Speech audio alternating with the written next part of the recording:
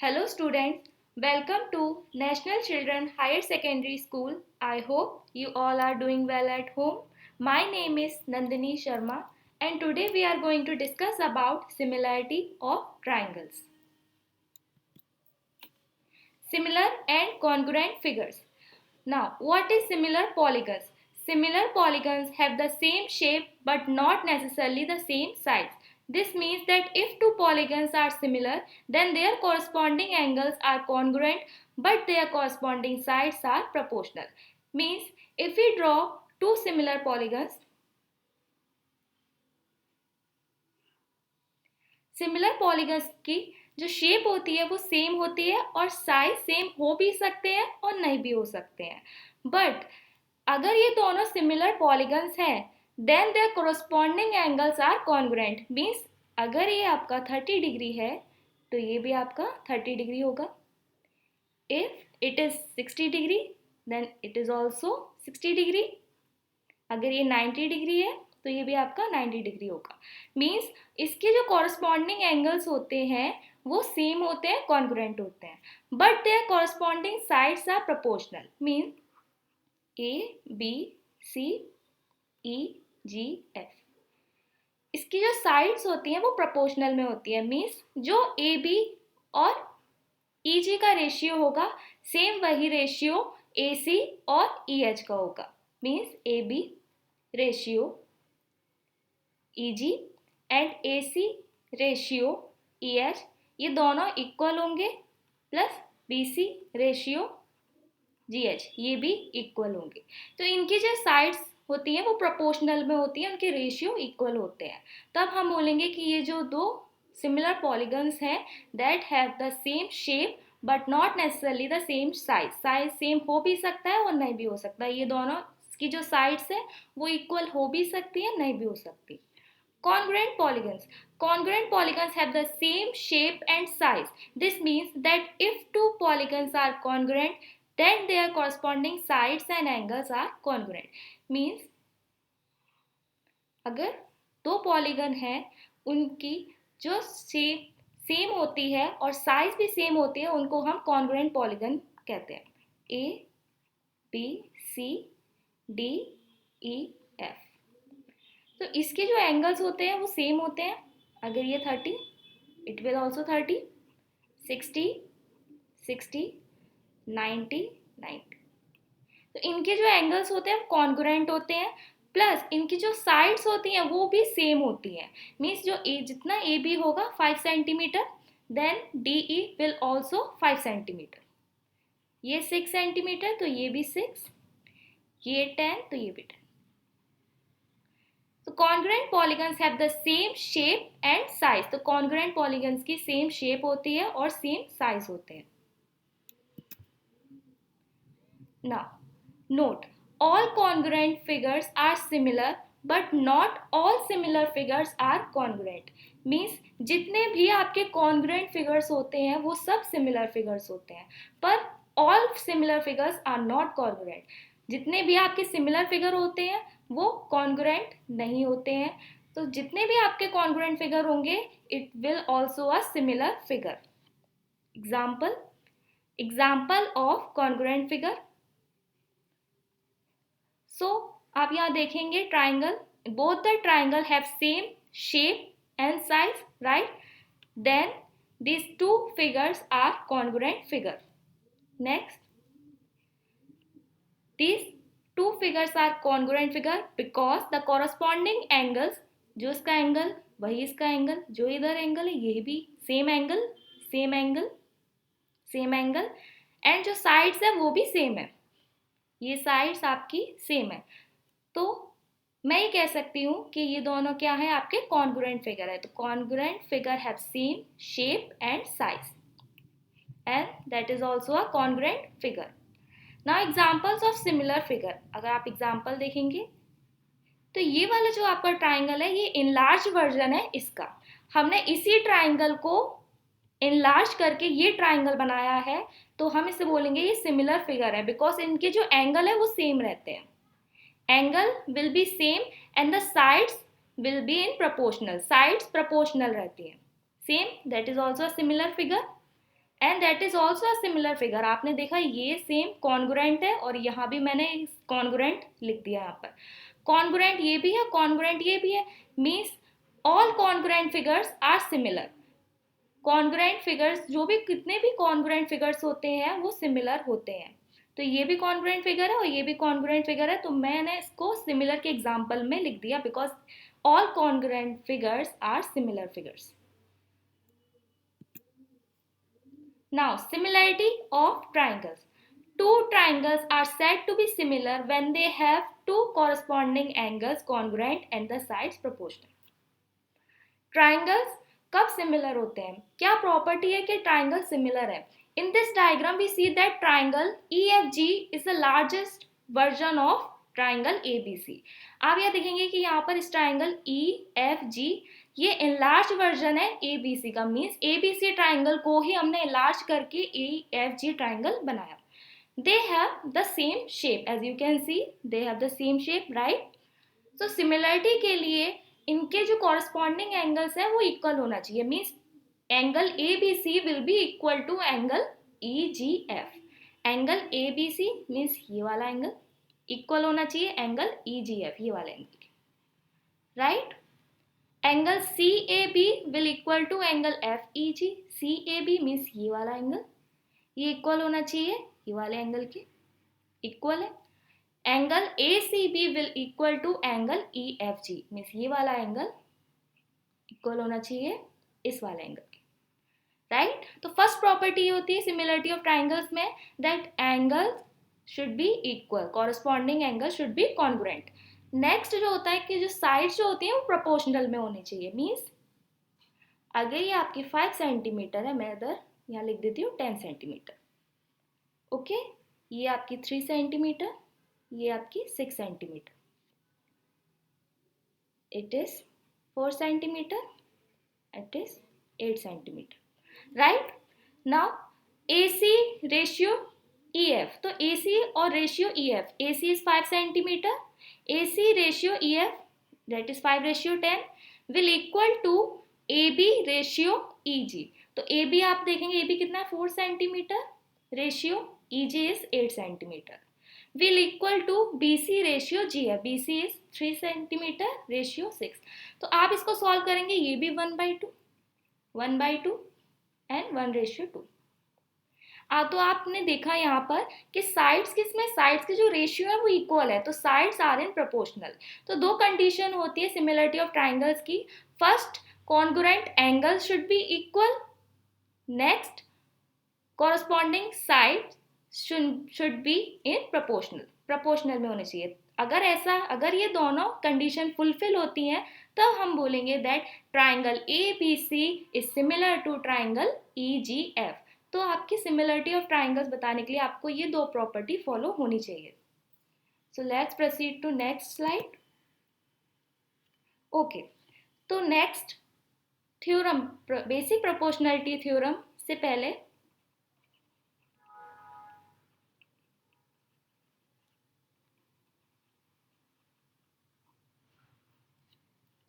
आपको area of triangle के बारे में पता होना चाहिए. Let me draw a triangle A, B, C and that is height AD. So what is the area of this triangle? You know, half into base into height, right? Here base is BC and height is AD. Okay, तो आप सब ऐसे ही निकालते हैं area. Now we take an obtuse triangle. अगर मैं एक obtuse triangle लेती हूँ और यहाँ पर इसकी जो हाइट है ये आउटसाइड है, एक्सटीरियर है, okay? ABC and AD is the height of this triangle. तो इसका एरिया जो होगा वो 1/2 बेस आपका BC ही रहेगा बिकॉज आपकी जो AD हाइट है वो BC पर ही परपेंडिकुलर है. वो भले ही आपके जो आउटसाइड में है लेकिन it is perpendicular to BC.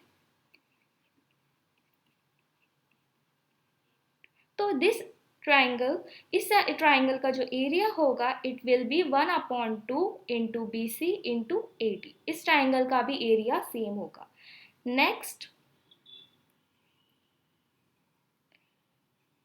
अगर ट्राइंगल सेम बेस पे बनते हैं, जैसे ये मैंने बेस ले लिया और ये ट्राइंगल, तो अगर ट्राइंगल सेम बेस पे बनते हैं तो these two triangles have the same area. अगर ट्राइंगल किसी सेम बेस पे मैं बनाती हूँ लाइक दिस, तो इस ट्राइंगल का भी बेस ये है, राइट, बी सी, और इस ट्राइंगल का भी यही बेस है, बी सी। तो ये जो दोनों ट्राइंगल के जो एरिया होंगे it will B equal.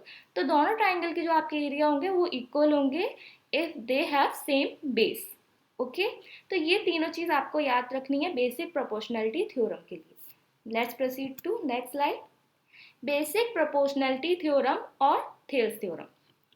Now, statement is if a line drawn parallel to one side of a triangle intersecting the two other side, then it divides the two side in the same ratio. तो statement says कि अगर triangle में हम एक line draw करते हैं parallel to the base of the triangle, that is DE, हमने ये draw किया, right? Given, what is given here? A triangle ABC in which DE parallel to BC and intersect AB in D and AC in E.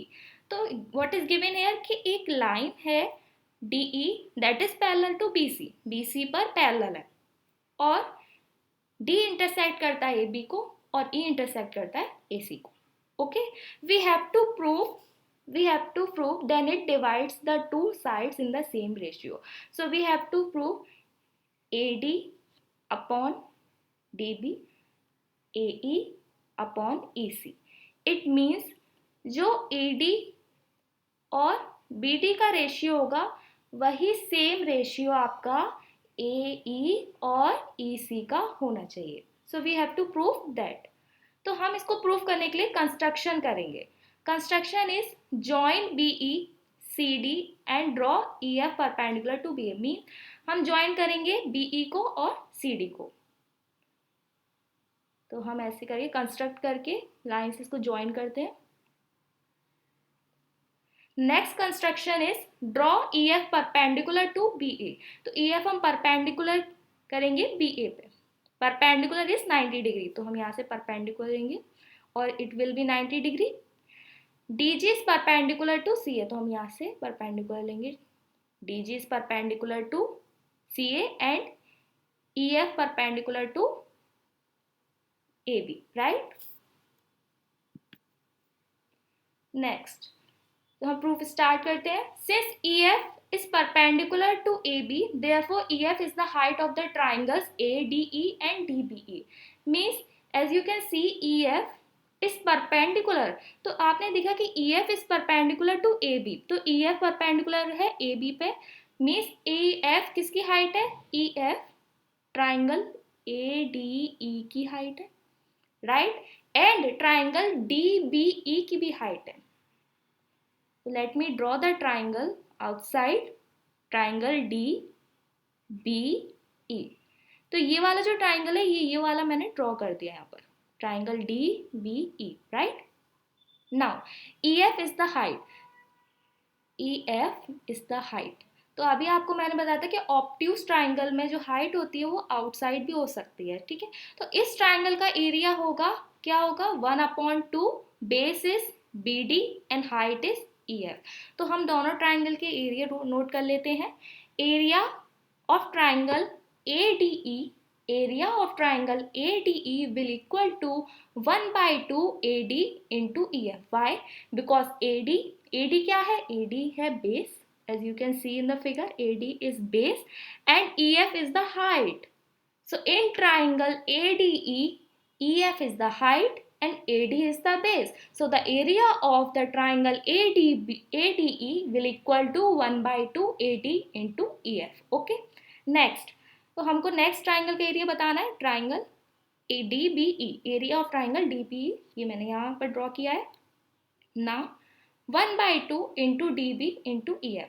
तो area of this triangle will be 1/2 DB. What is DB here? DB is the base, right? And what is EF? EF is perpendicular, means height. आपने देखा ये 90 degree है, ये 90 degree नहीं है, D is not 90 degree, पर ये आपने देखा कि आपने जो हमने परपेंडिकुलर ड्रॉ किया था, then EF is perpendicular, then F is 90 degree. Okay, तो area of triangle D B E is equals to 1/2 into D B into E F. Now हम इन दोनों के एरिया को रेशियो निकालते हैं दोनों का एरिया का। तो area of triangle A D E upon area of triangle D B E will equal to A D upon D E. How? Because यहाँ से देखेंगे 1/2 कैंसिल हो जाएगा और हम इसे अपॉन में रखेंगे एंड ई एफ से ई एफ कैंसिल हो जाएगा, then A D upon D B ये आ जाएगा। ओके, नेक्स्ट सिमिलरली हम ट्राइंगल नेक्स्ट ट्राइंगल का निकालेंगे area of triangle A D E and area of triangle D E C is equals to 1/2 into A E into D G. Area of triangle A D E same ये triangle लेना है, लेकिन इस time पे हमको जो height लेनी है वो हमको डी जी लेनी है, ये वाली। DG is the height of this triangle and EF is also height of this triangle, but we are taking as DG as height. हम DG height लेते हैं 1/2 into AE into DG and area of triangle DEC. DEC means ये वाला triangle. तो इस वाले triangle की जो हाइट है वो भी हमको DG लेनी है, ये वाले। मैं इसको आउटसाइड यहाँ पर ड्रॉ कर लेती हूँ, DEC, ये वाला ट्राइंगल है DEC। तो ये वाला ट्राइंगल है DEC। ओके, इसकी height DG it is given here 1/2 into EC into DG। तो EC is base and DG is height. Okay, यहाँ से DG से DG will cancel out and what is left AE upon EC। तो हमको दोनों के triangle ले लिया हमने सेम हाइट से। आपको दोनों ट्राइंगल के एरिया के रेशियो आपको निकालना है सेम हाइट से। Now let's proceed to next slide. But triangle DBE and triangle DEC are on the same base DE and between the same parallels DE and BC. So आपने देखा कि जो triangle DBE है, this triangle DBE and triangle DEC, this, these two triangles are on the same base. ये दोनों triangle same base पर होते हैं। ओके, तो मैंने बताया था आपको कि अगर if two triangles are on the same base then these two triangles have the same area. इन दोनों ट्राइंगल का जो एरिया होगा वो इक्वल होगा। तो area of triangle DBE will equal to area of triangle DEC because these two triangles have same base. तो जिन ट्राइंगल का सेम बेस होता है उन ट्राइंगल का एरिया भी सेम होता है। नाउ इसको अपॉन में रख लेते हैं। Area of triangle ADE upon area of triangle DEC is equals to area of triangle ADE is equals to area of triangle DBE. ये is equals to में इसलिए आ गया बिकॉज आपको पता है कि जो DEC ये वाला जो एरिया है और ये वाला जो एरिया है ये इक्वल है, राइट। ADE ऊपर सेम है, numerator is same and denominator is also same. Area of triangle DEC will equal to area of triangle DBE। तो एरिया जो हमने इसका निकाला था तो AD अपॉन DB आया था, राइट। तो हमने इसका सॉल्व किया था, AE अपॉन AC आया था। तो ये दोनों क्या हो गए, इक्वल हो गए। और हमारी जो बेसिक प्रोपोर्शनलिटी थ्योरम है वो हमने प्रूव कर दी कि अगर हम किसी ट्राइंगल में उसके बेस के पैरेलल कोई लाइन ड्रॉ करते हैं, ओके, देन ये जो रेशियो होता है सेम होता है, means AD upon BC will equal to AE upon EC. Okay, ये है basic proportionality theorem has been proved. Now, if in a triangle ABC DE parallel to BC and intersect AB in D and AC in E, then we have same triangle A, B, C and DE is parallel to BC, right? Now तो क्या क्या theorem बन सकती है, क्या क्या चीजें equal हो सकती हैं। AD upon DB, right, AD upon DB। तो मैंने इस साइड AD अपॉन DB लिया है तो हमें उस साइड भी सेम साइड लेनी होगी, AE अपॉन EC। तो हमने इस साइड AE अपॉन AC लिया। ओके, नेक्स्ट अगर मैं लेती हूँ फर्स्ट DB, नेक्स्ट मैं लेती हूँ DB अपॉन AD, मैंने इसको रेसिप्रोकल कर दिया, तो मुझे इस साइड भी सेम लेना होगा। अगर मैंने इस साइड डी बी लिया है तो इस साइड भी मुझे ई सी ही लेना होगा, E C upon A E. Similarly you can prove that A B upon A D same A C upon A E, means A B upon A D is equals to A C upon A E. Similarly, you can prove that AD upon AB and AE upon AC, AB upon DB, AB upon DB, and this DB upon AB and is equals to EC upon AC. So similarly, we have proved this. Now converse of basic proportionality theorem. Statement: if a line divides any two sides of a triangle in the same ratio, then a line must be parallel to the third side. इसके basic proportionality theorem का जो converse है वो आपको prove करना है। हमने अभी प्रूव किया था कि एक लाइन पैरेलल है बीसी के, तो A D ratio D B and A E ratio E C, ये प्रूव किया था। लेकिन हमें अब इसका उल्टा प्रूव करना है, इसको कन्वर्स प्रूव करना है कि अगर ऐसा गिवन है, ये गिवन है हमारे पास A D upon D B, means ये गिवन है A D upon D B, और A E upon E C given है। We have to prove that कि जो डी ई है वो पैरेलल होना चाहिए बी सी के। ओके, नेक्स्ट प्रूफ स्टार्ट करते हैं। If possible let D E B not parallel to B C, then there must be another line parallel to B C, let D F parallel to B C. तो हमको पता है कि जो D E है वो हम मानते हैं इफ पॉसिबल कि डी ई पैरेलल नहीं है, डी एफ पैरेलल है। तो हमने एक अज्यूम कर लिया कि D E is not parallel but D F is parallel. Okay, now since D F is parallel to B C, because हमने अज्यूम किया है कि डी एफ पैरेलल है बी सी के, therefore from basic proportionality theorem से क्या हो जाएगा, A D upon D B, A D upon D B same A F upon F C. तो ये हमने प्रूव किया था अभी बेसिक प्रोपोर्शनलिटी थ्योरम से, बिकॉज हमने अज्यूम किया है D F is parallel to B C, D E is not parallel, D F is parallel to B C. Next, but A D upon D B is equals to A E upon E C, ये given है, ये तो given है A D upon D B and A E upon E C. ये आपकी second question बन गई। From first and second we got A F upon F C will equal to A E upon E C, means A D upon D B basic proportionality theorem से A F upon F C होगा, because हमने assume किया था कि D F is parallel, right, but given is A D upon D B is equals to A E upon E C, ये given है। तो ये दोनों कंडीशंस में अगर हम देखेंगे तो आपका A D upon D B equal है ए एफ और एफ सी के, ये दोनों आपके इक्वल है, तो ये दोनों भी आपके इक्वल हो जाएंगे। तो हमने यहाँ पर इक्वल करके इसमें लिख दिया। अगर हम इसमें एडिशन करेंगे +1 का, तो we get A C upon F C and A C upon E C, means A C upon F C and A C upon E C. It means A C से ए सी कैंसिल आउट हो जाएगा and F C is equal to E सी।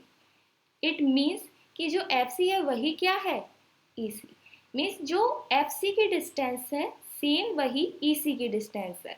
तो ऐसा तो possible तभी हो सकता है जब एफ और ई कोइंसाइड कर रहे हो, राइट। अगर यहाँ F E and C, okay, F C की जो डिस्टेंस है वही ई सी की डिस्टेंस है, ये दोनों डिस्टेंस इक्वल तो तभी होंगी जब एफ कहाँ हो, यहाँ पर हो, राइट।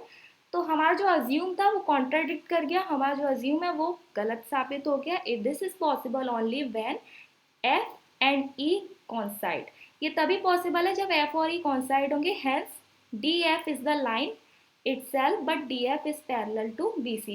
It means कि DF जो है वो पैरेलल है EC के, मीन्स जो DF है वही हमारा क्या है, DE है, because F कॉन्साइड E, because F किसकी जगह पर है, E की जगह पर है। इट मीन्स कि DE जो है वो पैरेलल है BC के।